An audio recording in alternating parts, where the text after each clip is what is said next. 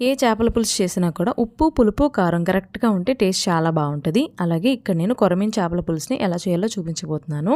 ఇక్కడ నేను కేజీ వరకు తీసుకున్నానండి. ఈ కొరమీను చేప ముక్కల్ని శుభ్రంగా వాష్ చేసుకున్న తర్వాత పసుపు, ఉప్పు, కారం వేసుకొని కొంచెం ఆయిల్ వేసుకొని ఇలా కలిపి పక్కన పెట్టుకోండి.